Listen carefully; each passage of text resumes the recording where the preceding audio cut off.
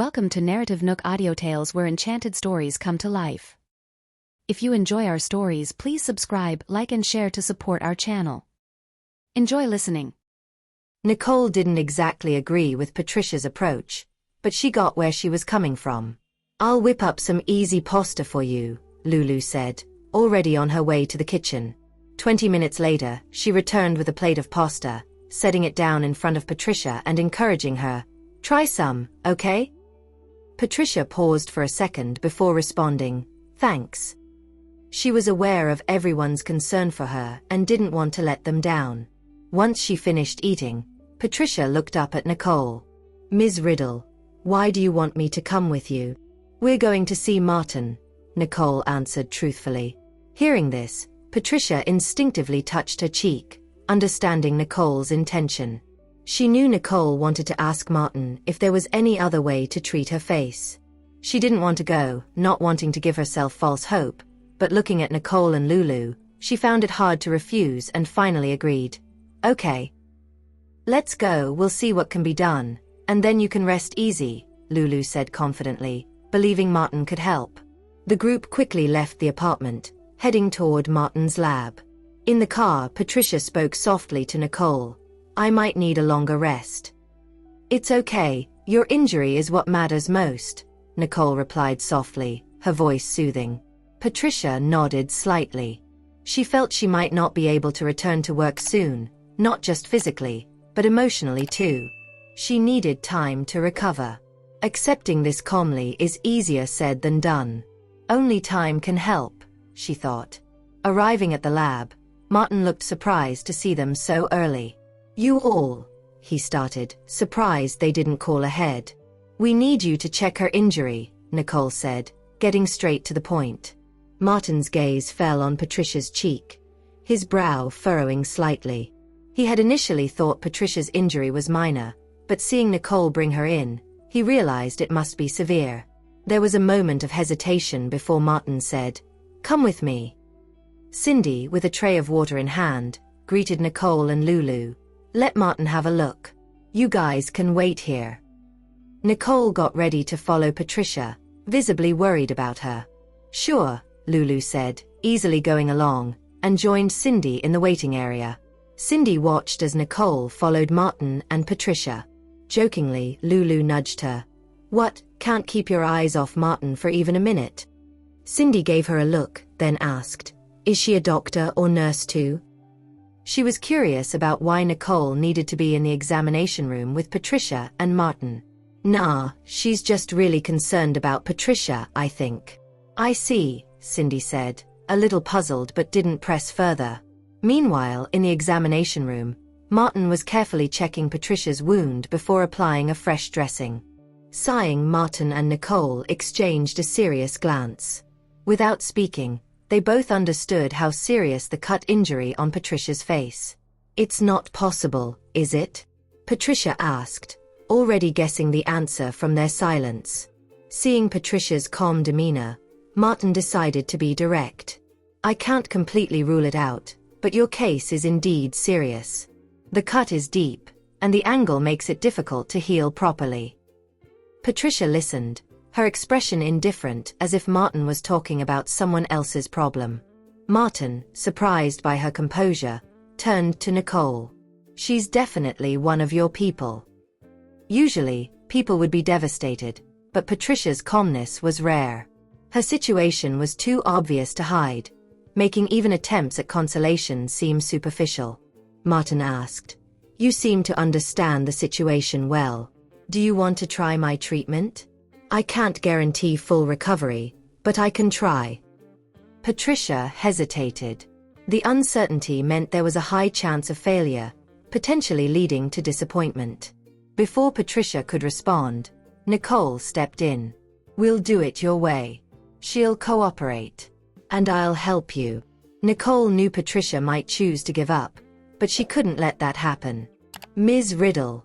Patricia bit her lip, feeling conflicted. She didn't want to go through the treatment without being sure of success. Nicole patted her shoulder reassuringly. "Don't give up. It can't be worse than now." Patricia's eyes widened slightly. "She's right. It can't get worse than this. Biting her lip, Patricia nodded. Okay, I'll cooperate. Regardless of the outcome, she didn't want to let down Nicole's efforts. Nicole smiled, relieved. Good, it's decided then. After discussing the treatment plan briefly, Nicole and Patricia left Martin's lab. Wow, that was quick, Lulu said, surprised to see them come out so soon. Cindy approached, asking, "How did it go?" "Let's give it a try," Martin said solemnly. Lulu sighed, understanding that even Martin was uncertain. Cindy offered to see them out, but Nicole declined.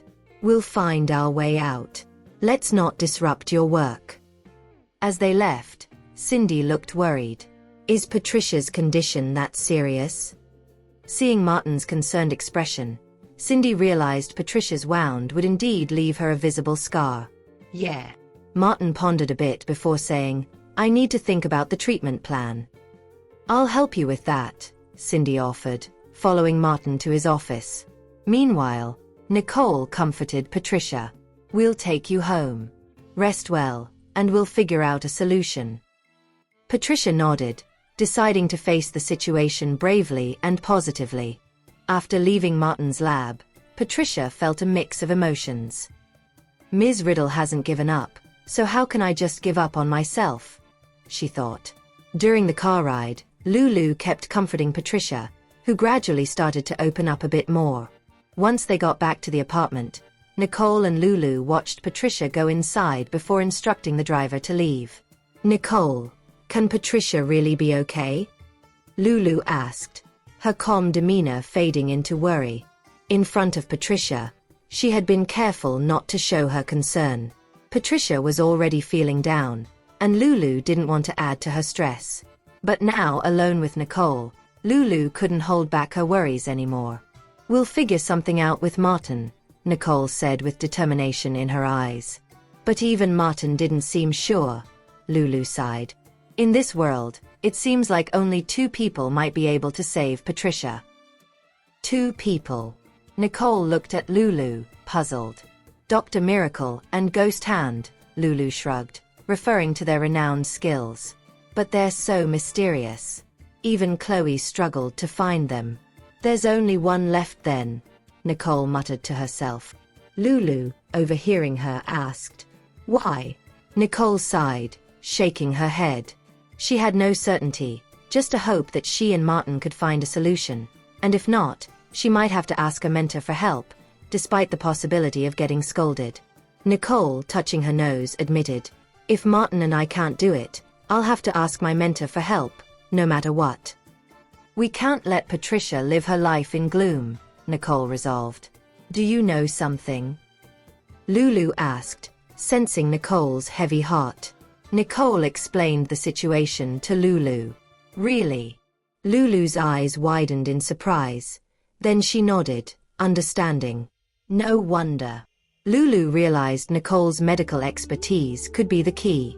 With Dr. Miracle and Ghost Hand so elusive, Nicole was their best chance, especially since she had been out of reach for 5 years due to her memory loss.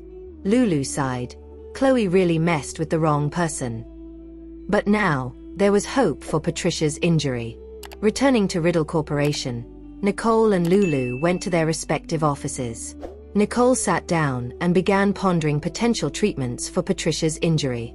Over at his office, Jared was getting an update. The folks they'd nabbed were actually Scorpio's guys, and they were after Charlie. "Mr. Johnston, they're likely to think twice before trying anything like this again," Max said, his voice tight with anger and sympathy for Patricia's injury. "Let Seth look after Charlie, and have Charlie break the news to Patricia," Jared said seriously. "Understood," Max responded, aware that Charlie had formally suggested Patricia's retirement and Jared had agreed. The decision would calm Charlie's concerns. "How are they holding up?" Jared asked. "Mrs. Johnston's at Riddle Corp now, but Patricia's condition may be worse than we feared," Max answered solemnly. "If even Nicole can't find a way, then it's really hopeless," Jared said, his eyes narrowing slightly. Known secretly as Ghost Hand, a famed yet enigmatic doctor, Nicole, along with Martin, was their best shot. If even they couldn't sort out Patricia's facial injury, it really did seem like a tall order.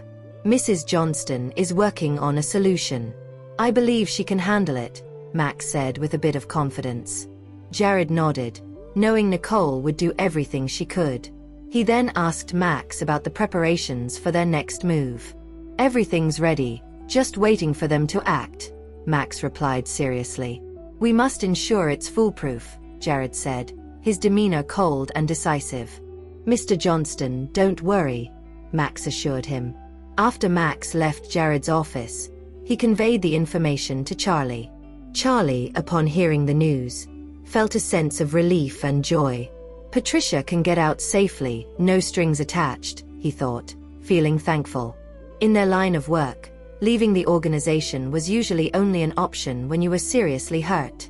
Choosing to leave on your own meant facing tough challenges from the organization. Knowing all this, Charlie was truly happy for Patricia. It was a rare chance to get out without undergoing severe trials, especially with so many secrets at stake. Meanwhile, Seth updated Charlie about Nicole taking Patricia away that morning. He mentioned that Nicole was trying to find a way to heal Patricia's wound. Is there really a way? Charlie asked, a bit surprised. Seth shook his head. I'm not sure, but if Mrs. Johnston is trying, there must be some hope. Let's give it a try, Charlie said, a glimmer of hope in his eyes. If there's a chance to recover, we can't just give up, no matter what. As the day came to an end, Jared and Nicole visited her parents' home. Dinner was ready, and Gloria greeted them with a smile. Let's eat. Tia wheeled Mrs. Wallace Sr. into the room, joining everyone gathered around the table. Gloria, looking at Tia, said with a laugh, Don't worry, we're preparing a room for you and Stanley. It's still under renovation. Tia blushed slightly. No rush. Good, but we still need to prepare, Gloria smiled warmly. Then she turned to Stanley. Take Tia shopping when you're free. It's time to start buying things for the wedding. Even though the wedding date wasn't set yet, Gloria wanted to get everything ready as soon as possible. Okay, Stanley agreed, happy to spend time shopping with Tia, whether for the wedding or just to buy gifts she would like. After dinner, Tia, blushing at Stanley's response, wheeled Mrs. Wallace Sr. out of the room. Stanley followed, offering to help. Gloria watched Stanley's caring gestures and felt a sense of relief. I can finally relax now, she said, smiling contentedly. Nicole joked with Gloria, Guess you don't have to worry about any of us anymore. Gloria turned to Nicole, and sensing Gloria's next question, Nicole quickly changed the topic. Mom, I'll go check on Nolan and Lana, she said, pulling Jared with her as they quickly went upstairs. She had a hunch that if they stayed, the conversation might turn to her and Jared, which she wasn't ready for. Gloria shook her head at Nicole's hasty departure. This girl. Don't interfere in her matters, Daniel advised Gloria. He knew about Nicole and Jared's situation and didn't want to pressure them. Gloria sighed, agreeing not to pry. She trusted Nicole and Jared to sort things out on their own. Let's go rest, Daniel suggested, and they headed upstairs. Meanwhile, Stanley waited in the living room after helping Tia and Mrs. Wallace Sr. settle in. Tia came out with a glass of water for Stanley. Here, drink this, she said. Feeling a bit nervous, Tia told Stanley he didn't need to go shopping with her just yet. Stanley smiled and reassured her. Don't worry. We're not shopping for wedding stuff, just going out for a date. Tia's cheeks turned even redder at the mention of a date. What do you want to do? Stanley asked softly. Anywhere is fine, as long as I'm with you, Tia replied shyly. Stanley looked at her with affection. I'll make it unforgettable, he promised, already planning their first official date. Upstairs, Nicole and Jared checked on Nolan and Lana. Surprisingly, they found Nolan building blocks with Lana instead of playing video games. Nolan looked up at Nicole. Mommy, I can't play that game anymore. If I do, I might win, he said seriously. Nicole glanced at the computer, confirming his restraint. That's right, she agreed. Jared asked Nicole about Preston and his team's progress on the tracking program. Nicole shook her head. No news from them yet. Probably still working on it. Jared was aware that what they had asked from Preston and his team might not be a simple task. Furrowed his brow slightly, he said, "Let's visit them at Finley Group tomorrow." Nicole, considering their options, agreed. "That's a good idea. We might be able to help if they're stuck on something." After shutting down their computers, Nicole and Jared joined Nolan and Lana, who were busy building with blocks. "Playing with blocks, huh? Mommy and Daddy will join you," Nicole said cheerfully. Lana excitedly agreed, while Nolan, letting go of his blocks, said, "That's great, you guys play with her." "You're not playing?" Nicole asked, surprised. Nolan shrugged, a look of disdain on his face. "It's a kid's game. I'm not interested." Nicole's lips twitched slightly as she was amused and bemused by her 5-year-old's disdain for kids' games. Nolan, unbothered, picked up a book and started reading seriously. Nicole shook her head, laughing lightly, and started playing with Lana. Lana, not bothered by Nolan's disinterest, happily played with her parents. Later that night, after tucking the kids into bed, Nicole and Jared returned to their room. Jared gently combed Nicole's hair with his fingers and softly suggested to Nicole, "Go take a shower. Let's get some rest." Nicole agreed and headed to the bathroom first. After her shower, Jared dried her hair before taking his turn to shower. When Jared returned, he found Nicole already asleep. Looking at her peaceful face, a gentle look crossed his eyes. He gave her a soft kiss on the forehead before lying down beside her, wrapping his arms around her, and closing his eyes to sleep. The next day dawned bright and sunny. After breakfast, Nicole and Jared headed to Finley Group. They knocked on Gary's office door, and upon hearing his voice, Nicole opened the door and entered with Jared. Inside, Ryder, Gary, and Preston were all taken aback by their arrival. "Why are you here?" they exclaimed in surprise. "We're here to check on your progress," Nicole said straightforwardly. The trio looked serious, asking, "Is there some issue on your end?" "Not exactly, but the game is about to be cleared," Nicole explained. Though relieved, the seriousness on their faces didn't diminish. Nicole's news was a reminder that time was running out. Nicole, noticing their concerned expressions, asked softly, "Is there a problem?" "It looks like it," Preston replied, sharing a glance with Ryder and Gary, then sighed and turned to Nicole. "Let's talk. What's going on?"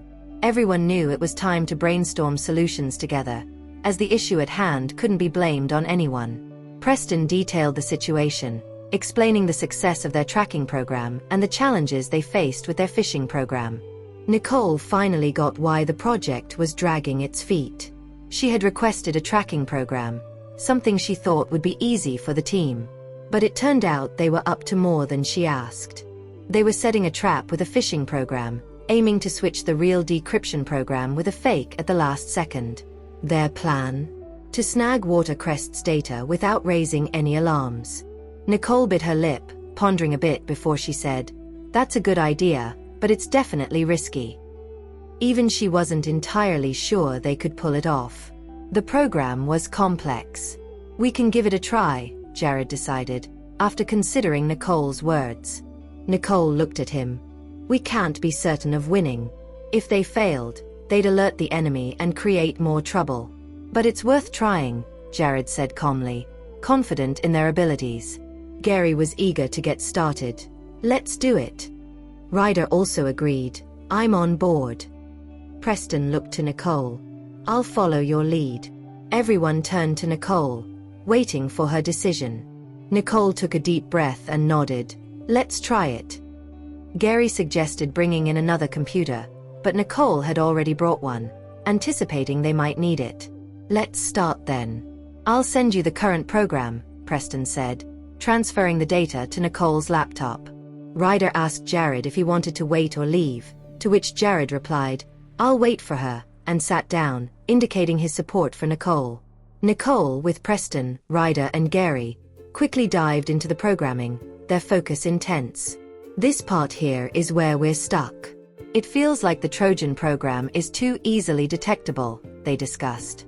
Good idea, we should try it, Ryder said, impressed and in agreement with Nicole's proposal. After deciding on their next steps, the team got busy implementing their plan. Done! They exclaimed as the clock neared noon. With a collective cheer, they finally completed the program on Nicole's computer. It's perfect timing. You can take the program with you, and our mission here is accomplished, Preston said with a sigh of relief. He had been under a lot of pressure these past few days, worried about affecting Nicole's work. Thank you all, Nicole expressed her gratitude. Since it's lunchtime, let's eat together. Sounds good, I'm starving after working all morning, Preston said, rubbing his stomach. Let's go then, Ryder and Gary agreed. Nicole smiled. I'm paying, as a thank you for your help. No need for that, Gary laughed. We're friends, aren't we? It would be odd to be so formal. Exactly, because you're friends, I want to treat you. How else will I have the nerve to ask for your help in the future? Nicole replied, still smiling. Preston teased Gary, don't argue with her, you never win against Nicole. That's true, Gary shrugged. I've never won when it comes to Nicole. Their banter lightened the mood, and they all laughed together. After leaving Finley Group, they found a nearby restaurant and settled into a private room. As they ordered their meal, Nicole raised her glass of water. Here's to all of you. No need to thank us again, let's just celebrate our success, Gary suggested.